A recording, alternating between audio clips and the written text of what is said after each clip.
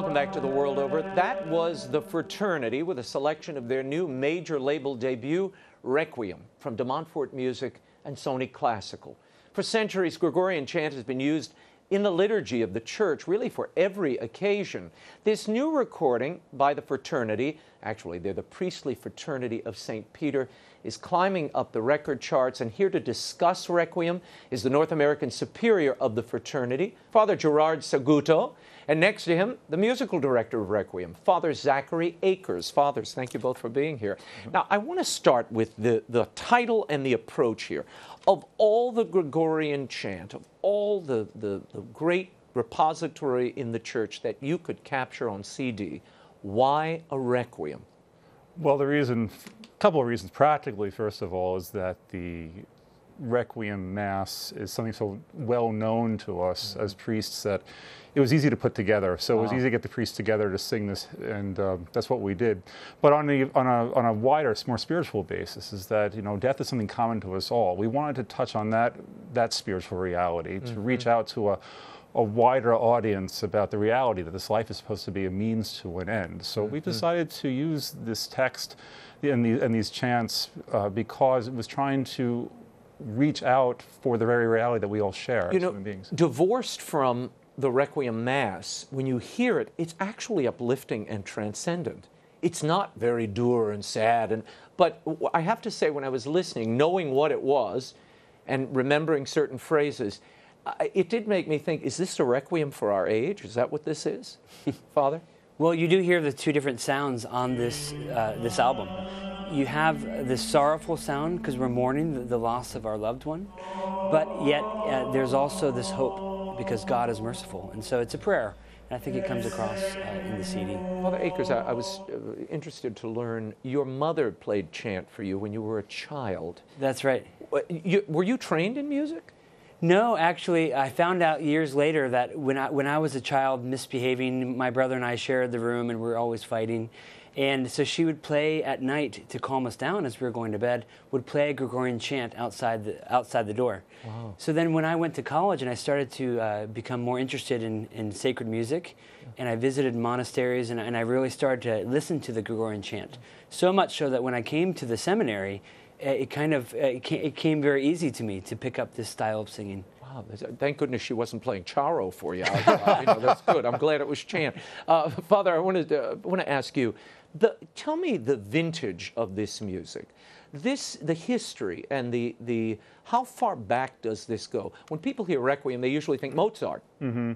Yeah, it's very common. Mozart, Duruflé, all those commonly known beautiful classical composers.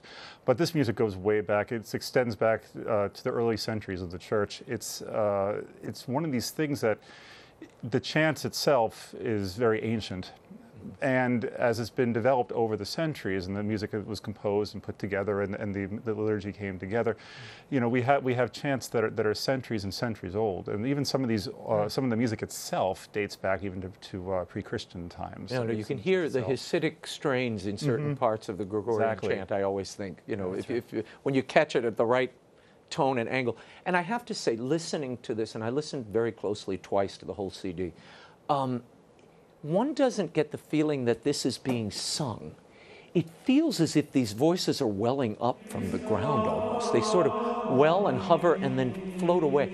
It's a quality that you all have that I have to say is not in many. I have a lot of Gregorian chant. I listen to it when I write. I listen to it when I'm working on things. What do you think distinguishes your approach and that sound?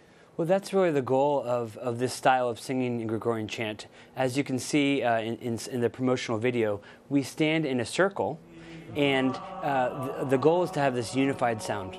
So we hear that even with the cameraman who was filming during the recording, and he was it was mysterious to him where the sound was coming from, because he heard this unified sound and he would zoom in on the particular mouths, but he couldn't figure out where it was coming from. But it was this unified sound, even though we come from so many different areas. Yeah, it has that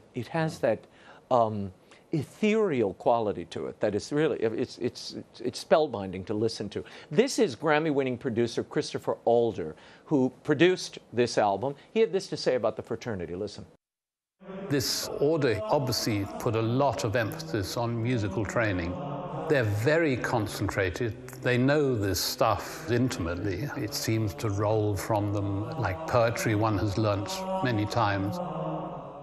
Christopher Alder talking about Requiem. Is there truth to that? Is it the working together in the seminary on a daily basis in community? Is that what promotes this kind of unified sound? Definitely it does. From the very first time you step into the seminary as a new seminarian, you're immersed in chant from day one, and for 7 years it's constant singing of chant. You learn it. We're immersed in it. It becomes not just ornamental, but it's integral to our life. It's the way you pray.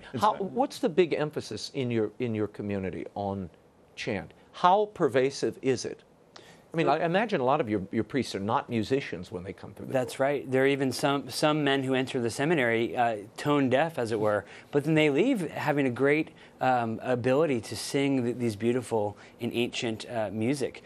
We sing every day at the seminary 4 different times at least, whenever we sing the Divine Office, the Liturgy of the Hours. Give me a sense of the men we're hearing and seeing here. Where did they come from? Is this one community? Is this your headquarters? Or are you bringing seminarians and priests from all over the world? Well, the ensemble was 12 priests from the North American district. Okay. So we selected men who we've sung with over the years, but it was men who were ordained less than a year to men who were ordained, 13, 14 years. So it was a little bit of a reunion for us. We had a lot of fun doing it, and it was just trying to find a blend that we knew was going to work, and with with little preparation. We recorded everything in a matter of 2 days with 1 day of rehearsal. Where did you record? At the seminary our seminary in Lincoln, Our Lady of Guadalupe Seminary. Yeah. And give me a sense of how big the Priestly Fraternity of St. Peter is. I mean, people hear of the fraternity. I guess that's your new lingo, the fraternity. Yeah. But I know it as the Priestly Fraternity of St. Peter. That's right. How large is it? How many nations does it encompass? Right. So when we were founded in 1988, with just 12 members, founded by Pope St. John Paul II and Cardinal Ratzinger. And now, just 28 years later, we have 450 members from over 30 different countries throughout the world. And we have 160 seminarians studying to be priests in our community. Wow, amazing. And what is the mission? What is the mission and the vocation of the group? It's charism. The charism is actually the sanctification of the priest. We're a congregation of priests that have a certain communal life, that we come together, that we live, we worship together. But then from there, we serve in various capacities. In this country, the United States, Canada, and Mexico, we serve generally as parish priests. Right. And so we have our own parish centers. But we try to have a community life within that parish, so that our priests are constantly trying to support each other in our mission for our own sanctification. But from that, we try to bring what we have to the faithful. Yeah, and I know the Tridentine is a big part of your life too, to the Tridentine Mass. Obviously, this music doesn't live floating in the ether. It is part of the liturgy of the Church, and particularly the Tridentine, the Latin Mass, now called the extraordinary form of the Mass. Why is that form so attractive, do you think? And why do we see so many young people drawn to it? Well, as I travel around the country as the Director of Development, a lot of young men mention to me that their interest in joining our community, because they're drawn. We see throughout the world, people are drawn to beauty, to something that is ancient, and I think this experience of a Latin Mass, many people find is transcendent, and they want to be part of that. If they're giving their life to our Lord, this draws them. Father Gerard, give me a sense of why you believe people who are not Catholic are so drawn to this music. There is something here that pulls them in, it seems. I think because it is so otherworldly, that's really what the music is. Everywhere we go, there's noise. Everywhere, from the airport to outside on the streets. Yeah. There's something about this music that just simply is very, it pierces through our defenses. There's a very vertical quality to it, which it speaks to certain movements in our soul that seeks for something greater than this life can give. Yeah. And no matter who hears it, where you are, who you are, it automatically, even the most rabid unbeliever, they're going to listen to this, and it's going to make them pause for a moment to think there might be something greater out there, and obviously there is. Well, there's a reason that this is topping the music charts, and it hasn't even been released yet. Listen to this. Here's a little snippet of Requiem.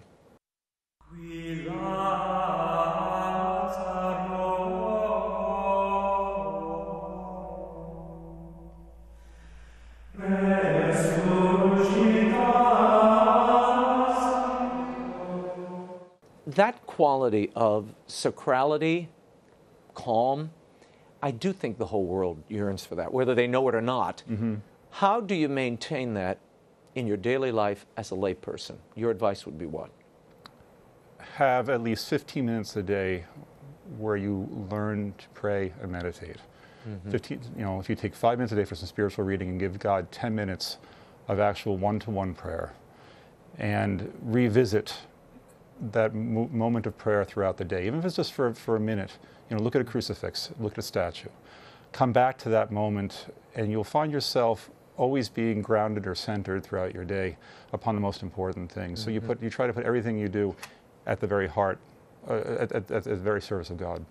One of the things I loved about this, Father Akers, it is a progression. These are stages of the Requiem. Walk us through a little of that. I mean, not bit by bit, but tell me what the musical experience is on the CD. It's not just random selections and tracks. Right. So from track 1 all the way to the end of the CD, we begin where someone has died. And so it begins at the home of the deceased. We're with the family.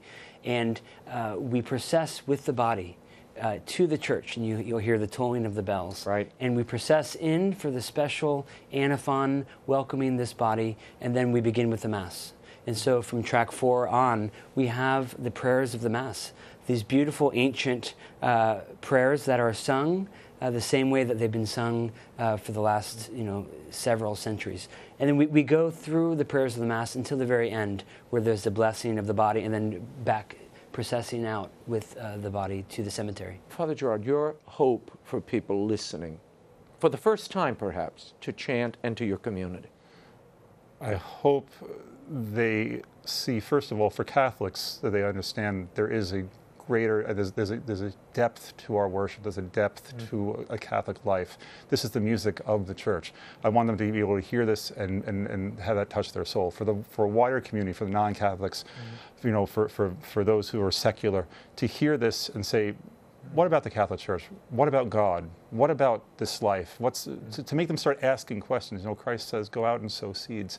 Hopefully it's going to sow seeds and we'll find some fertile soil for it to land on and sprout something that will pay back 30-fold or 100-fold. Father Zachary Akers, before I let you go, the most surprising thing that you've encountered since you've been talking about this, traveling around, I know you're talking to everybody about this project. That's right. How has Requiem resonated with people? Well, people are amazed at the sense of peace that they hear in this singing. And already, even though it hasn't been released, I've already encountered a lot of people who have seen the video and are amazed that this kind of music and this way of life, this Catholic way of life, is still being lived today. Beautiful. Father Saguto, Father Akers, thank you so much for being here. Thanks for having me.